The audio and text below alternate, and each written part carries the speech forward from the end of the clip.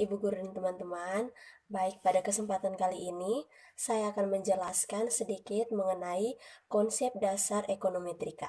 Selamat menyaksikan.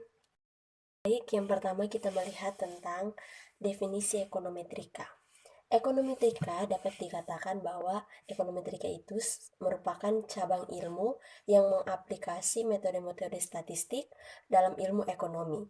Atau ada juga yang menyebut bahwa ekonometrika itu merupakan analisis kuantitatif dari fenomena ekonomi yang sebenarnya atau yang secara nyata terjadi yang didasarkan pada pengembangan yang berbarengan dengan teori dan pengamatan.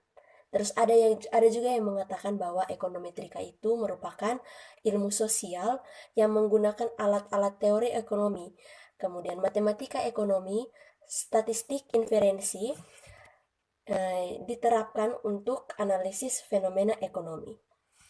Nah, dari pengertian-pengertian di atas maka dapat ditarik kesimpulan bahwa ekonometrika merupakan suatu ilmu yang memanfaatkan matematika dan statistik dalam mencari nilai parameter dan biasanya sering diterapkan dalam model ekonomi. Oke, yang berikutnya sejarah ekonometri. Metode kuantitatif dalam ilmu ekonomi sebenarnya telah lama dikembangkan sejak abad ke-18. Vilfredo Pareto pada tanggal 15 Juli 1848 sampai 19 Agustus 1923 berkontribusi dalam menjelaskan distribusi pendapatan dan pilihan individu melalui pendekatan matematis yang berdasarkan atas teori ekonomi. Kemudian, pada awal tahun 1950-an, ekonometri kemudian dikembangkan sebagai satu cabang ilmu sendiri dari ilmu ekonomi. Jan Tinbergen dari Belanda, yang kini namanya diabadikan sebagai salah satu institusi akademik yang besar di Eropa. Dia merupakan salah satu tokoh utama yang mengembangkan juga ilmu ekonometrika ini. Yang berikutnya tujuan ekonometrika. Tujuan ekonometrika yang pertama, membuktikan atau menguji validitas teori-teori ekonomi atau verifikasi. Ekonometri membantu untuk mengetahui dan memutuskan seberapa jauh suatu teori ekonomi mampu untuk menjelaskan perilaku nyata dari satuan-satuan ekonomi. Kemudian tujuan ekonometrika yang kedua adalah estimasi penaksiran, di mana ekonometri membantu menghasilkan taksiran-taksiran numerik bagi koefisien-koefisien hubungan ekonomi yang selanjutnya bisa digunakan untuk keperluan kebijakan ekonomi. Kemudian yang ketiga, tujuan ekonometrika yang ketiga adalah peramalan, yaitu membantu meramalkan nilai besaran ekonomi di masa yang akan datang dengan derajat probabilitas tertentu. Kemudian kita lihat tentang kelebihan dan kekurangan dari ekonometrika. Kelebihan ekonometrika itu ada banyak, akan tetapi yang paling penting adalah ekonometrika seringkali membuka perspektif atau temuan-temuan baru. Itu kelebihan yang paling utama dari teori ekonometrika ini. Kemudian kekurangan dari ekonometrika, yaitu yang pertama, meskipun ekonometrika sudah merupakan campuran dari perpaduan dari 4 jenis ilmu, namun ekonometrika bukan merupakan metode ataupun ilmu yang mampu bekerja dalam semua situasi. Kemudian, ekonometrika hanyalah salah satu metode di antara berbagai metode untuk membuktikan teori-teori ekonomi yang ada, dan bukan merupakan satu-satunya metode yang dipakai. Kemudian yang ketiga, ekonometrika membutuhkan keahlian khusus pada berbagai bidang ilmu sehingga membutuhkan banyak sekali waktu pengerjaan. Sekarang kita masuk dalam kombinasi ilmu dalam ekonometrika.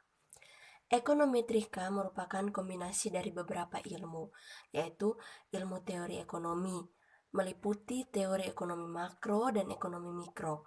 Kemudian kombinasi dari ilmu ekonomi matematika. Kemudian ada metodologi penelitian. Nah, dalam metodologi penelitian ini terdapat beberapa metode penelitian, yaitu spesifikasi, penaksiran, verifikasi, dan aplikasi atau penerapan. Kemudian statistika. Statistika ini terdapat dua, yaitu statistika deskriptif dan inferensi.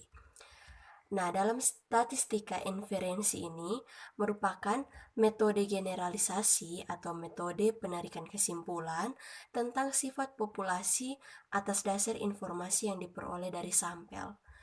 Nah, dalam statistik inferensi dibagi menjadi dua jenis, yaitu inferensi induktif dan inferensi deduktif.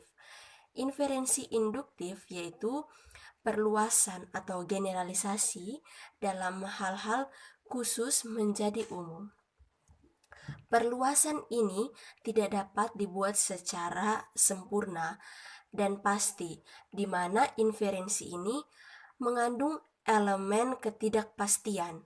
Akan tetapi, meskipun begitu, asas derajat ketidakpastian ini dapat diukur dengan menggunakan probabilitas asalkan percobaannya itu dilakukan sesuai dengan prinsip-prinsip tertentu. Kemudian yang kedua, inferensi deduktif. Inferensi deduktif yaitu suatu metode penurunan informasi dari fakta-fakta yang disepakati. Nah, oleh karena semua sudah disepakati, maka inferensi ini tidak memasukkan ketidakpastian dalam kesimpulan-kesimpulannya. Dalam hal ini dapat dikatakan bahwa kesimpulan dari inferensi deduktif sudah merupakan keyakinan. Kemudian berikutnya ada kombinasi dari ilmu komputer. Perhitungan statistika modern banyak dilakukan oleh komputer, dan bahkan beberapa perhitungan hanya dapat dilakukan oleh komputer atau komputer berkecepatan tinggi, misalnya jaringan saraf tiruan. Revolusi komputer telah membawa implikasi perkembangan statistika di masa mendatang dengan penekanan baru pada statistika eksperimental dan empirik. Nah, terdapat beberapa piranti lunak statistika yang banyak digunakan, yaitu SPSS, Statistical Program for Social Science.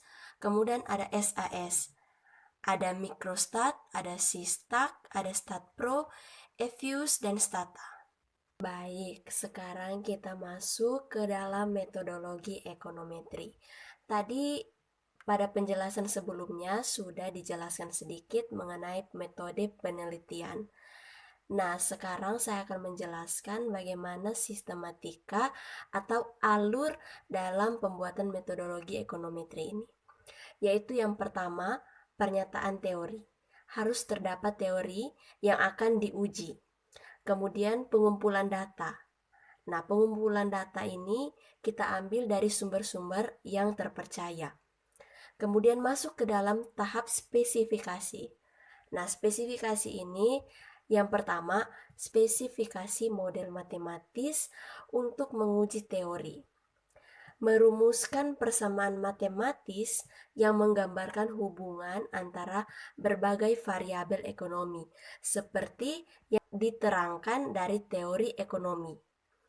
Kemudian spesifikasi model ekonometrik untuk menguji teori, yaitu merancang metode dan prosedur berdasarkan teori statistik untuk mendapatkan sampel dunia nyata.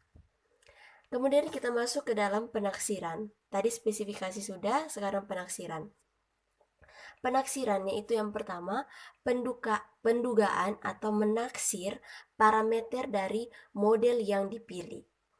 Menyusun metode penaksiran atau estimasi parameter hubungan-hubungan yang dilukiskan pada langkah pertama. Kemudian pengujian spesifikasi model. Kemudian ada juga pengujian hipotesis secara statistik. Nah, pengujian hipotesis secara statistik ini termasuk ke dalam tahap verifikasi dengan menyusun metode statistik untuk keperluan pengujian validitas teori dengan menggunakan parameter-parameter yang telah didapat pada langkah sebelumnya. kemudian peramalan dan perkiraan. Ini mengembangkan metode peramalan ekonomi ataupun implikasi kebijakan berdasarkan parameter-parameter yang telah ditaksir tadi. Ini masuk ke dalam tahap pengaplikasian atau penerapan. Topik yang terakhir adalah penggolongan ekonometrika. Ekonometrika digolongkan ke dalam dua, yaitu ekonometrika teoretik dan ekonometrika terapan. Ekonometrika teoretik itu berkaitan dengan pengembangan metode-metode yang cocok untuk mengukur hubungan-hubungan ekonomi yang ditetapkan dalam model ekonometrika. Metode ini dapat diklasifikasikan lagi ke dalam dua kelompok, yaitu metode atau teknik persamaan tunggal. Nah, diterapkan untuk satu hubungan saja atau persamaan. Kemudian yang kedua, metode atau teknik persamaan simultan, yaitu diterapkan untuk seluruh persamaan dalam model secara simultan. Kemudian tadi ekonomi teoretik, sekarang ekonomi terapan. Ekonomi terapan membahas tentang penggunaan atau penerapan metode ekonomi yang telah dikembangkan dalam ekonometrik terapan. Jadi, dalam ekonometrika ini mencakup penerapan atau aplikasi teknik-teknik ekonometri yang telah dikembangkan oleh ekonometri teoretik pada berbagai bidang teori ekonomi untuk keperluan pengujian atau pembuktian teori dan peramalan. Oke, tadi merupakan sedikit penjelasan tentang konsep dasar ekonometri. Tadi ada definisi, kemudian sejarah, tujuan, kelebihan dan kekurangan ekonometrika, kemudian ada kombinasi ilmu dalam ekonometrika, kemudian ada sistem metodologi ekonometrinya, kemudian yang terakhir adalah penggolongan ekonometri. Semoga dari penjelasan saya tadi dapat membantu teman-teman yang telah menonton video ini. Mungkin itu saja dari saya. Sekian dan terima kasih. See you.